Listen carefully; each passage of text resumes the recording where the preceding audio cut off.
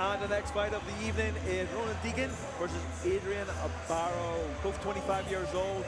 This is a bantamweight contest. And Ronan Deegan, he's from Air Grapple, and Adrian, he's from Yoda. This should be a good one.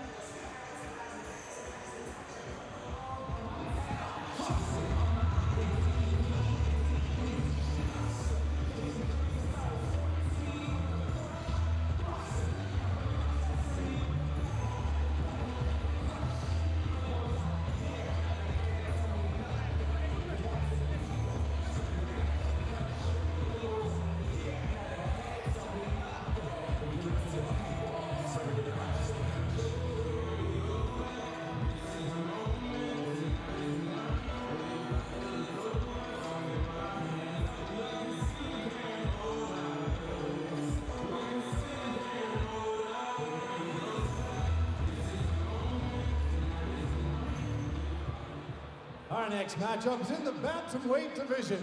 Representing Era Grapple, here is Ronan Deegan.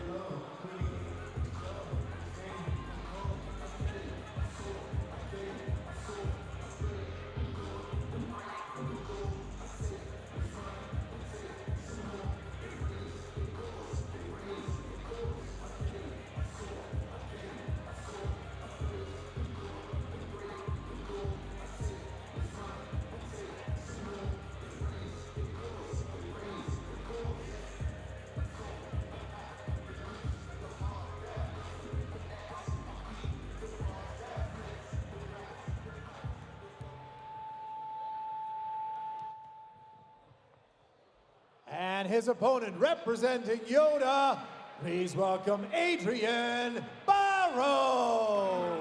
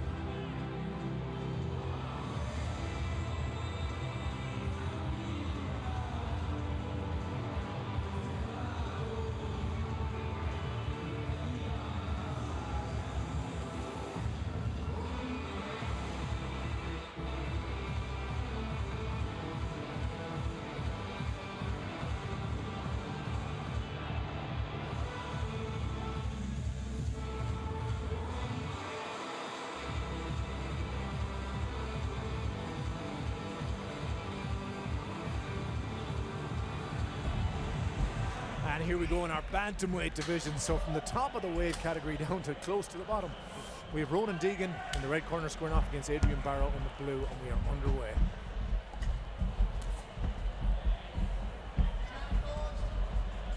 Straight to it, these gentlemen both trying to find the range. Nice high deep there. Just didn't find purchase. They both look positionally strong, don't they? Rowan is already switching stances, giving them different looks straight off the bat. Loads of fake, the right uppercut there.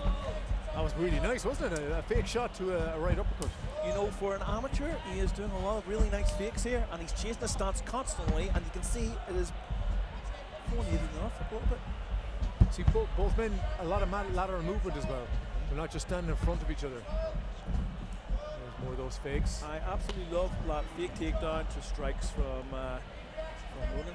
That is actually very rare at this level. Shot for takedown, beautiful job, and he's in on that because he was faking the whole time. Beautiful work. Yeah, he set that up. And see how he had that head position in his sternum when he sucked them legs back that time. Yeah, you called it. You called it, Bruce. Straight in, passing the half guard, but he's caught in knee shield half guard here.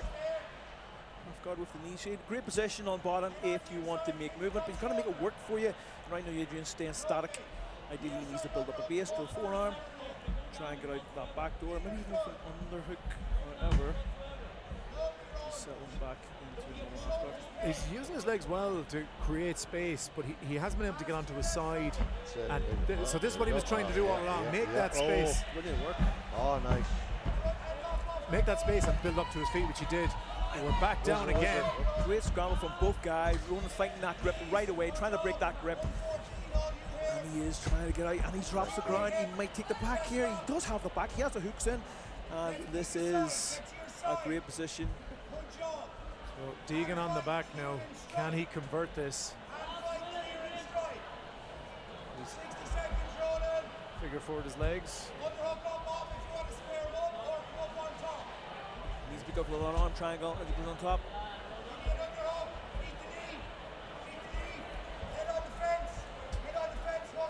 Great defensive grappling from Barrow here. He's keeping himself safe, despite being in some pretty disadvantageous positions. Another great matchup here in Clan Wars 51. There's nothing between either of these men. Great right hand though. Great ground pound from Ronan on top. 20 seconds land, 20 seconds on the rest of this round. I think you could steal it here with this end to the round. There's no point doing anything stupid at this stage. 10 seconds left. Nice jab as he stood there from Barrow. He circles off, tries to kill the time of the round away. Yeah, Barrow got up there on a mission. He knew he was behind, and he was trying to leave something in the minds of the judges before it finished. Great mindset for two very young amateur fighters. Both guys impressed with that first round. I have to be honest, Ronan's work on the outside with the fakes, the level changes, and the stance switches, very impressive. Yeah, definitely. We really are getting a treat every time you come to see you fight in Clan Wars, because these guys might be amateurs on paper, but their skill level is so far ahead of what you might expect. They're doing next level stuff. Every break, one of them went for a shot. They didn't let a break go to waste. Yeah. That's next level for these guys. So this is where we have Ronan on top, and he lands some perfect ground and pound here. He actually lands the right hand at some stage here. Lands quite flush. Not that one, that missed. There we go, lovely right hand. And you called that, Mark. There was a little bit of pop in that as well. Great pop, yeah. And that was a solid ground and pound strike. You can't take too many of those from your back. And I'm pretty sure that Barrow's going to be looking to avoid them as he's coming out here for this second round. Getting some respect being shown. Now let's throw all of that away and try and kill each other. Okay, stance switches again, a leg kick. Ronan's still doing what got him to the dance. He's stance switching, he's faking constantly. He's doing leg kick fakes as well. Level changes constantly. Lovely level change to the uppercut. He's doing the old Michael Chandler. Yeah, he is, and I wonder if he's going to follow the same formula as the first round, where he set it up a few times and then shot with conviction.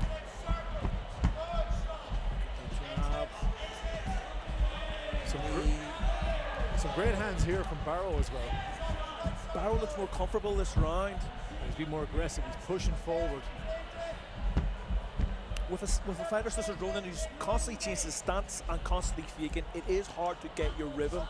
And it looks like Adrian's kind of getting at this round. Yeah, some nice longer range strikes there from Deegan.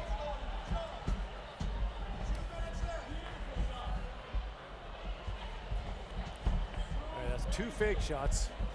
I wonder what the magic number is before we see an actual one. It seems to be free. He's on the single leg now. Can he make it work? Lovely trip. That was.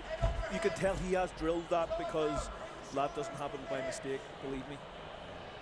And Barrow sat back too easy for it. He never got a leg back to defend that thing, defend that swim or that swing. It's just. So he's trying to set up his arm triangle, and that looks like he has it locked from what I can see. And that could be the end of it. If he has this locked, he needs to take his time. It's hard to see from our commentary position if it's on properly. He's turning aside, and now he's got the back. He's still got that locked up. He's got to be careful he doesn't blow his arms out for a submission that isn't quite there. Yeah, because I think Barrow's arm now is defending him there. Yeah. Whereas it would have been an issue on the ground, now it's not. The question is, where do we go from here? That's it. So here Ronan was best coming off the back and getting back to the takedown again, because quite frankly his submission isn't there no more.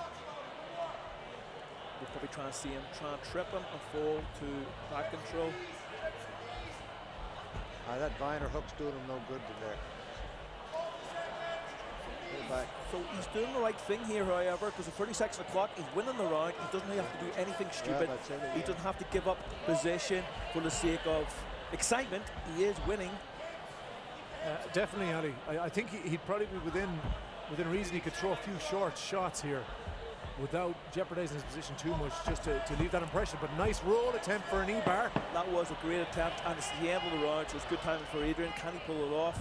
I don't think so. I think we're going to go to the next round. No, he's got his legs locked. I think it's defended already. So it was a great idea. When faced with that adversity, you know, what can I do from here to try and turn the fate to my favor? But it just didn't convert.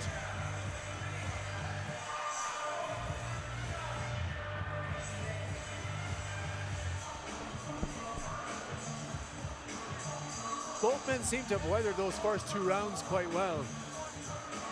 Well, they're quality. Both boys are quality, all right. Though it's hard to tell him what's on the outside. But it looks like Barrow is breathing a lot heavier than maybe Deegan is.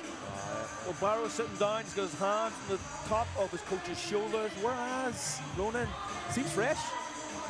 He does. Barrow's going to have to figure out some sort of attack, some way to get inside to get that attack happening. And he's got the strikes to do it, I feel. Because a couple of times we've seen some shots land. If he can build on that, generate some momentum, he could definitely turn the tide. Yeah. But like you've commented on a couple of times, Ali, Deegan is putting out so many fakes and making it just difficult to be pinned down. Hard to get a read on it. And Adrian actually switched stats to start that round there himself. So he's getting caught straight off the bat. Great respect between these two fighters. I think Deegan actually apologized there because he caught him on the back of the head. Yeah. Great fakes. Yeah, they're those fakes that have kind of made the story of this fight, I think. I believe so. That's what set up every takedown this far. Great shot. He's got the entrance, but can he finish it? He's going to drive him probably to the fence. He's working that single leg trip once again, and that's the second time he's used that, Mark. Yeah, and he's made it look very easy. So that's like, I think you commented as well, Ali, there's practice there. There's practice and repetition. He's done that hundreds of times in the gym. Daniel Cormier is an expert at that. It's something he used quite frequently in the UFC. And here we have Ronan Deegan using it as well. And we're back to a pretty familiar position now with Deegan on top, trying to create an advantage, generate some scores, with Barrow defending from his back. Great work from Deegan there, posturing up and not just settling in guard. Now he is leaving himself open to his legs, but there's nothing there. So up kick. He is not stalling, which is great. Decent up kick attempts there, yeah, but a lot of urgency off his back now for Barrow. I think he knows he's got work to do here if he wants to have a chance of taking this fight. And this is the difference between jiu-jitsu and MMA, whereas it seems like Adrian's quite comfortable on his back. He's looking for submissions, however, the fight can be pulled away from you very quickly if you're not winning the position as well. We have Ronan in half guard, which essentially in MMA is half mount. And let's be honest, it is not a good place to be on your bottom. No. And just like many fighters do, Deegan is setting that half guard up as a platform for what he's going to strike with next. Busy feet here. That was great guard passing there from Deegan. He had almost like a bullfighter pass. And he's landing great shots here. He's got the back. This could be a finish if he keeps landing these strikes. He doesn't really have to do much more than that right now. He can definitely apply pressure here. He's fit enough. He seems to have the air. If he really wants to finish, it's there. I think the ref is going to jump in very soon unless he improves his position. I think Deegan smells some blood in the water. The referee is watching the fight, and that's the stoppage. That is a great stoppage. Very impressive from Ronan. Very impressive fighter. That just puts the exclamation point on the fight for Deegan. He was comfortable all the way through. He's very impressive. Showing all the skills he needs to get to the next level, and then seal the deal with that pressure in the third round. Great work there by Deegan. I would love to see some replays from the team. And let's have a little look at that ground and pound. That ground and pound is absolutely vicious for an amateur. Ronan Deegan with the ground and pound. Solid position on top. He's not afraid to go anywhere with that. And in reality, the main thing for me was the fakes and setups from the outside, from the onset, from Ronan. He was fighting like a professional. I mean, I have seen professionals not fight that well from the outside with his fakes, with his leg fakes, with his stance changes. And here we go over to Mark Leonard in the cage for the official announcement. Ladies and gentlemen, your winner by TKO, Ronan Deegan.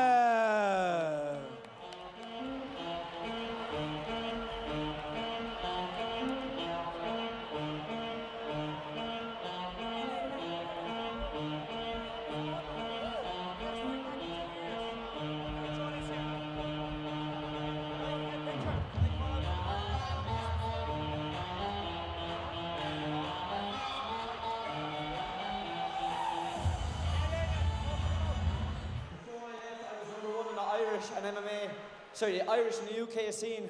I want to come back and take the fucking Clan Wars belt, then go pro. This is my destiny. I graft like a motherfucker for this. This is my time.